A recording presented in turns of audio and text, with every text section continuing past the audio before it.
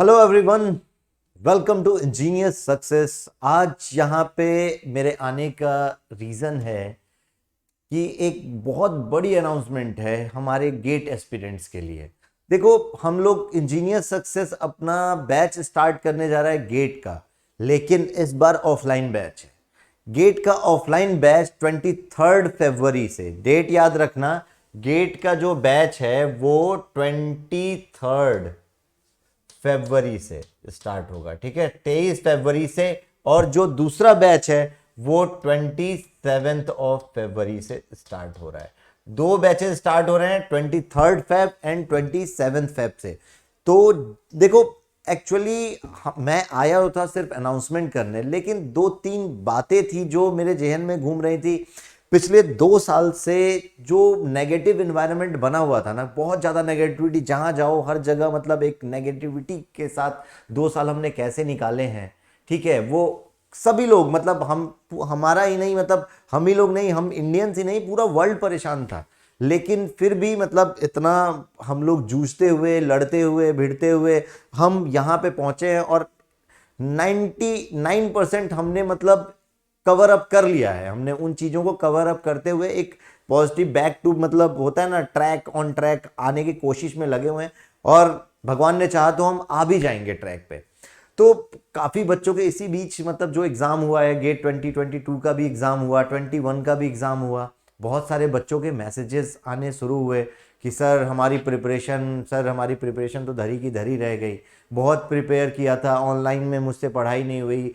कुछ बच्चों का अच्छा भी गया है, बहुत बच्चों का अच्छा भी गया है, लेकिन जिन बच्चों अच्छे के मुकाबले जितने बच्चों का खराब गया है ना, उनका नंबर्स उनके ज़्यादा हैं एज कंपेयर टू मतलब जिनका पेपर अच्छा गया है। रीज़न उनका ये था कि सर हमने तो ऑनलाइन ही प्रिपेयर किया है। वो बच्चे सर जिन्होंने अच्छा दिया है उन्होंने पहले ऑफलाइन भी पढ़ा था, चलो इस बीच प्रिपेयर किया उन्होंने ऑफलाइन के बाद ऑनलाइन, और चलो हो गया सर। लेकिन सर हमने सिर्फ ऑनलाइन पढ़ा और ऑनलाइन में सर हम लोग प्रिपेयर ही नहीं कर पाए। तो सर इसके लिए सर मतलब हम क्या करें? तो देखो, अभी कभी लेट नहीं होता है। देखो एक चीज़ बताऊं, पास्ट को ना, अपने पास्ट को सोच के आप लोग परेशान होके अपना प्रेजेंट और अपना फ्यूचर दोनों खराब क्यों कर रहे हो? सिंपल सी है ना। चलो, जो चीज हो गई सो हो गई। जो पल चला गया वो कभी वापस नहीं आता है, चाहे वो अच्छा हो चाहे वो बुरा हो। तो एक बहुत अच्छी एक कहावत है कि बुरे वक्त की एक अच्छी बात ये होती है कि वो भी बीत जाता है। तो सिंपल वो बीत गया ना, अब आप उसे याद करके रोओगे तो दिक्कत होगी। तो उसे आज आप अपने प्रेजेंट पे काम करो, जिससे कि आपका फ्यूचर अच्छा हो जाए। तो सिंपल उस फ्यूचर को अच्छा बनाने के लिए आपको आज से, अभी से लगना पड़ेगा। ना कि हम, अब देखो पहले के टाइम पे जो जिन्होंने बीटेक किया होगा वो लोग क्या करते थे, एक रात पहले पढ़ा, सेमेस्टर एग्जाम दिए, पास हो गए। लेकिन उन्होंने अपनी लाइफ को जिस अकॉर्डिंग सोचा होगा कि चलो पास आउट होने के बाद हम ऑफलाइन ज्वाइन करेंगे, जब हम पास आउट हो जाएंगे और उसके बाद 1 साल हम प्रिपेयर करेंगे गेट के लिए, फिर निकालेंगे। लेकिन क्या हुआ? कोविड आ गया, सब कुछ, सारी प्लानिंग रह गई धरी की धरी। परेशान हो गए कि सर हमने तो पहले भी कॉलेज टाइम पे हमारे पास ऑफर आया था, तो हमने बोला कि कॉलेज के टाइम पे कौन ज्वाइन करे, चलो अभी कॉलेज में रह लेते हैं, बाद में जब कॉलेज से पास आउट हो जाएंगे। तो हमेशा ना, कभी वो वाली चीज नहीं जो हमेशा एक बोलते हैं ना कि आज करे सो काल कर, काल करे सो परसों, इस लाइफ में कभी मत जियो।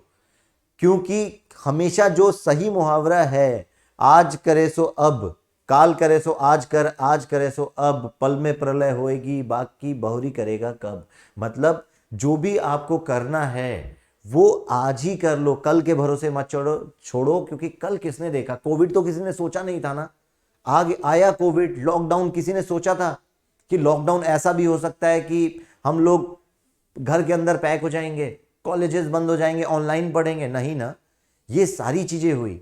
तो अब एक हमें भी एक लाइफ ने एक मौका दिया है, दूसरा मौका दिया है। एक बहुत लोगों से पूछो जो लोग इसके कोविड से, मतलब जो लोग कोविड हो के वापस आए हैं ना, वो लोग जूझ के, जो सेकंड फेज वाला जो कोविड था उससे, चलो ओमिक्रॉन में थोड़ा सा लेस था, मैं ये मानता हूं, वो भी मतलब डेंजर ही था, लेकिन थोड़ा कम था उसका इम्पैक्ट। लेकिन जो सेकंड फेज था, फर्स्ट फेज में था, सेकंड फेज में था, जो लोग गए हैं उनकी सोचो कितनी दिक्कतें हुई हैं, कितनी परेशानियां हुई हैं। तो ये सारी चीजें थी। तो बेटा आपको करना क्या है इसके लिए कि देखो अभी आपके पास एक मौका है, ऑफलाइन बैचेस स्टार्ट हो रहे हैं, ऑफलाइन ज्वाइन करो, ऑफलाइन अच्छे से ज्वाइन करो अभी से। अपने जो टाइम बचा हुआ है, आज आपका मे बी 21 है, आपके पास टाइम है बहुत ज़्यादा, ठीक है। मिनिमम 1 ईयर का ड्यूरेशन है, 1 साल का आपके पास टाइम है, 1 ईयर का टाइम ड्यूरेशन है। 1 साल में आप देखो, अगर 1 साल का आपके पास टाइम है तो अगर आप थोड़ा थोड़ा थोड़ा थोड़ा करके भी अगर पढ़ते हो तो आपके लिए एक बहुत अच्छा एक बिल्डअप रहेगा, एक कॉन्सेप्चुअल बिल्डअप रहेगा। जैसे जैसे टाइम बीतेगा ना, उसके बाद क्या होगा, एक फास्ट सिलेबस। जैसे मान लो एक अब बच्चे पूछते हैं सर मैं 6 महीने अगले सेमेस्टर में ज्वाइन करूंगा, ठीक है, मैं फाइनल ईयर में हूं, फाइनल ईयर पास आउट हो जाऊंगा मई में, उसके बाद ज्वाइन करूंगा। तो सर अभी से ज्वाइन करने का क्या फायदा होगा? फायदा देखो ये होगा, आप अभी से ज्वाइन करोगे तो अभी क्या होता है, बैचेस की जो स्पीड होती है वो स्लो होती है थोड़ा। अभी हर फैकल्टी बिल्कुल डीपली बेसिक कॉन्सेप्ट लेते हुए चलता है, बिल्कुल आराम से पढ़ाता है, कोई जल्दीबाजी नहीं। सिलेबस में टाइम है, 1 ईयर का सफिशिएंट टाइम है, धीरे क्वेश्चंस, नंबर ऑफ क्वेश्चंस ज्यादा होंगे, ठीक है। आपके एक एक प्रॉब्लम्स पे सॉल्यूशन सॉल्व किया जाएगा, आपका एक एक मतलब एक एक प्रॉब्लम्स का सॉल्यूशन दिया जाएगा, ये सारी चीजें हैं ना उसमें। तो इन्हीं चीजों को हम लोग मद्देनजर रखते हुए अभी से बैच स्टार्ट करते हैं, जिसमें हम लोग फाउंडेशन बनाते हैं। Foundation in the sense concept building पे ध्यान देते हैं कि बच्चे का कॉन्सेप्ट कैसे बिल्ड करें, ठीक है। बच्चा अगर कॉन्सेप्ट एक बार अच्छे से क्लियर हो गए तो दुनिया का कोई भी एग्जाम नहीं है ऐसा कि जिसको हमारे यहाँ का स्टूडेंट क्लियर ना कर ले, बस। लेकिन एक बार आपको करना क्या है, कॉन्सेप्ट्स अपने मजबूत करने हैं, ठीक है ना। क्योंकि गेट का एग्जाम तो पूरा कॉन्सेप्चुअल है, इतना आसान नहीं है गेट। अब आप बोलोगे सर 15 मार्क्स का तो एप्टीट्यूड आता है, ठीक है, 15 मार्क्स का मैथ्स आता है, ठीक है, एप्टीट्यूड में इंग्लिश भी हो गया आपका, और ये 15 30 तो 30 मार्क्स तो सर क्वालिफाई हो जाता है। लेकिन बेटा एक बार जाके पूछना, ये भी बहुत टफ होता है, इतना आसान नहीं होता है ये। इतनी आसानी से, अगर इतना आसानी होता गेट तो क्या कहना था फिर, तब तो सही है ना, आप 2 महीने पहले जाओ, कोचिंग करो और निकाल लो। लेकिन इतना आसान नहीं है। गेट में आपको मेहनत लगती है यार, बहुत ज्यादा मेहनत लगती है, आसान नहीं है गेट का एग्जाम, टफ है, बहुत टफ है। लेकिन आपका एक कंसिस्टेंट मेहनत, जो आप लगातार मेहनत करते हो ना, रोज रोज थोड़ा थोड़ा थोड़ा थोड़ा मेहनत करोगे तो वो एक बहुत अच्छा आप गेन कर पाओगे, उसमें आपका सिलेक्शन ही तय हो जाएगा। आज अगर आप थोड़ा थोड़ा थोड़ा, बाद में इतना प्रेशर नहीं होगा। जिस टाइम पे बाकी बच्चे स्टार्ट करेंगे प्रिपरेशन, उस टाइम पे आप लोग रिवाइज कर रहे होंगे उस चीज को।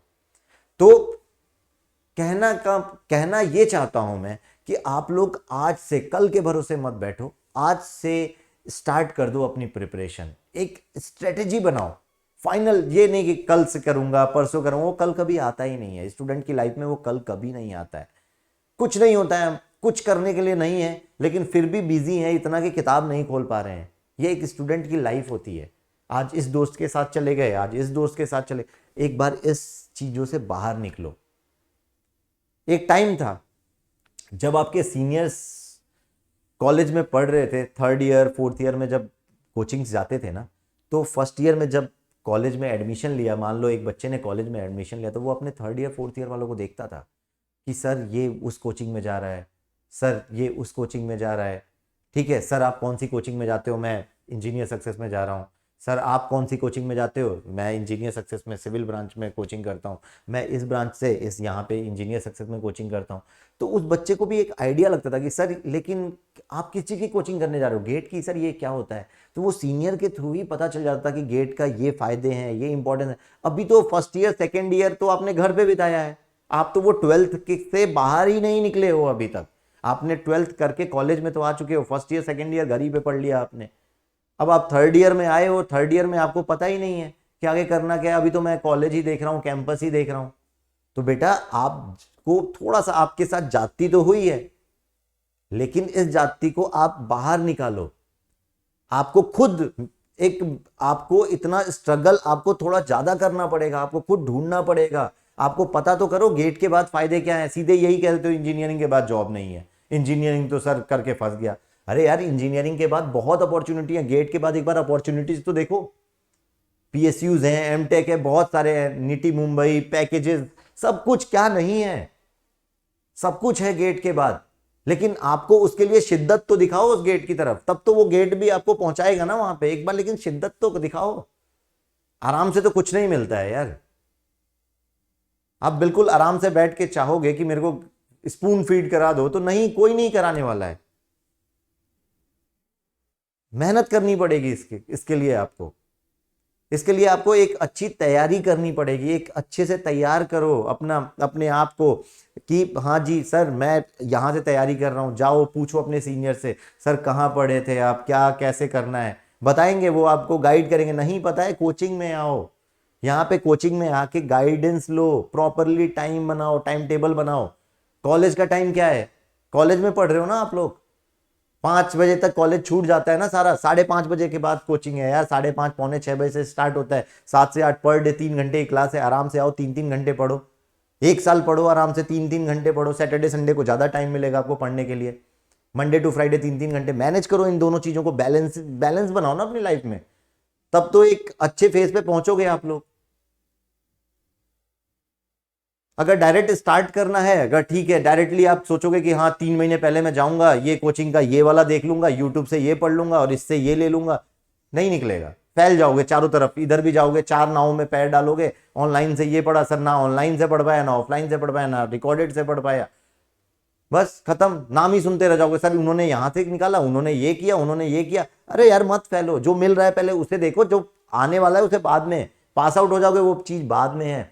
और दूसरा, आप अपने सेमेस्टर के साथ जब कोचिंग करते हो तो ये सारे सब्जेक्ट जो यहाँ पे पढ़ते हैं ना, अलग नहीं है कोई भी सब्जेक्ट। सोम वहां पे भी पढ़ते हो, नेटवर्क वहां पे भी पढ़ते हो, सब कुछ पढ़ते हो ना आप लोग।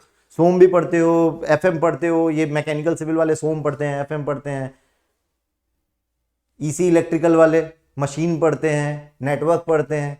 ये सारे सब्जेक्ट यार, वो सारे सब्जेक्ट आपके सेमेस्टर में भी हैं और यहाँ पे भी हैं, तो ये डेफिनेटली ये फायदा तो करेगा ही ना। आपके इंटरव्यू प्रिपरेशन में भी फायदा करेगा। आप अगर अच्छे से यहाँ पे कॉन्सेप्ट आपसे कौन सा आपको कोई, आप अगर आप इंजीनियरिंग कर रहे हो तो क्या आपको कोई मतलब पर्सनालिटी डेवलपमेंट टेस्ट देना पड़ता है क्या वहां पे? आपकी कम्युनिकेशन स्किल देखेगा या आपकी नॉलेज देखेगा? पहले तो इंटरव्यूअर आपका नॉलेज देखेगा ना। फर्स्ट प्रायोरिटी तो आपके नॉलेज को दी जाएगी। आपके कॉन्सेप्ट ही क्लियर नहीं है, आपको कुछ बेसिक्स ही नहीं आते हैं, आपको कुछ पता ही नहीं है, तो कैसे निकाल लोगे? कैसे इंटरव्यू भी, कैसे प्राइवेट जॉब भी कैसे रख लेगा कोई? तो इसमें जो गेट का एग्जाम है उसके लिए अगर आप प्रिपेयर करते हो तो ये सारी चीजें ऑटोमेटिकली कवर अप हो जाती हैं। एक बार जाओ यार, सर्च करो, गूगल तो करो कि गेट एग्जाम के बारे में, फायदे तो देखो। जाके घर पे बैठे रहते हो, नेट सभी के पास है, 2 GB अनलिमिटेड डाटा यूज करे जा रहे हो, बस यूट्यूब में लगे हुए हो उल्टी सीधी चीजें देखने में, इधर उधर फालतू की चीजें देख रहे हो। जाके एक बार सर्च तो मारो कि हाँ जी सर मैंने देखा सर गेट के बाद ये भी मिलता है, ये ऑप्शन है। अब कोई इंजीनियर अगर कैट की तैयारी करना चाहता है तो यार फिर क्या कहना, उसे ये नहीं पता है निटी मुंबई इतना अच्छा पैकेज दे रही है। जो आपका डोमेन है उसके थ्रू जाओ ना, कम मेहनत करनी पड़ेगी। एमबीए करना है, निटी मुंबई के थ्रू करो, स्कॉलरशिप में करो, ज्यादा फायदा मिलेगा ना। अगर करना ही है आपको, सारे ऑप्शंस हैं। सर मेरे को तो फॉरेन जाना है, तो गेट के थ्रू जाना भाई, गेट का एग्जाम दो, गेट में अच्छी रैंक लाओ, स्कॉलरशिप लो, सिंगापुर जाके पढ़ो। तो ये सारी चीजें आपको तभी मिलेंगी, लेकिन इसके लिए एक बार मेहनत तो करो। बस जब सिर्फ और सिर्फ रोना आता है कि सर ये नहीं हुआ, ये नहीं हुआ, हमारे साथ बहुत, अरे यार तुम्हारे साथ नहीं, दुनिया में ऐसा कोई नहीं है इस कोरोना के टाइम पे जिसके साथ दिक्कत नहीं हुई। अगर आपको अपनी दिक्कत वो बड़ी लगती है तो एक बार दूसरे को तो देखो, उसकी लाइफ जाके देखो, दूसरे से पूछो। एक कहावत है, दूसरों की थाली में घी ज्यादा दिखता है। सेम आप लोग, अपनी प्रॉब्लम आपको दिखती है, दूसरों की प्रॉब्लम नहीं दिख रही है। अपने दोस्त से पूछो, भाई तेरे घर में ठीक, उसकी भी बेचारे की प्रॉब्लम होगी, आपकी भी प्रॉब्लम होगी, सबने झेला है। ये ऐसा कोई नहीं है कि किसी इंडिविजुअल के साथ। ठीक है यार, बहुत लकी लोग थे जिनको कोई प्रॉब्लम, लेकिन उनको भी प्रॉब्लम्स हुई हैं। तो आप एक बार उसके लिए आप एक बार देखो, ये नहीं कि बस रोना शुरू कर दिया, यही दिक्कत है। प्रेजेंट में जियो अपना। प्रेजेंट आज आपको मौका दे रखा है इस लाइफ ने कि हाँ ठीक है, आज मेहनत करो, कल आपका सिलेक्शन लो। आज से मेहनत करोगे, प्रेजेंट पे मेहनत करो ताकि फ्यूचर बने। और 23 ऑफ फरवरी से ऑफलाइन बैचेस ज्वाइन करो। अगर आप लोग चाहते हो प्रिपेयर करना अपने आप को, देहरादून में हम लोग स्टार्ट करने जा रहे हैं 23 से। बाकी जगहों पे आपको अनाउंसमेंट आ जाएगी। बाकी जितने भी सेंटर से मार्च में स्टार्ट हो रहे हैं, अभी हमारा 23 ऑफ फेब से देहरादून सेंटर पे ऑफलाइन बैचेस गेट के लिए स्टार्ट हो रहा है। और देहरादून के बारे में यार, जो पास आउट भी है ना, जो भी देहरादून के बारे में एक चीज पूछना, देहरादून का माहौल कैसा है? सीधे साधे लोग, शरीफ से लोग, माहौल सब कुछ है, एक अच्छा माहौल, एक अच्छा मौसम, सब कुछ पढ़ने लायक मौसम है जो, वो देहरादून का है। तो एक बार आओ देहरादून, आके देखो। देहरादून में एक हिल स्टेशन नहीं, हिल स्टेशन के पर्पस से मत आओ, पढ़ने के पर्पस से आओ, जहां पे माइंड फ्रेश करके पढ़ो।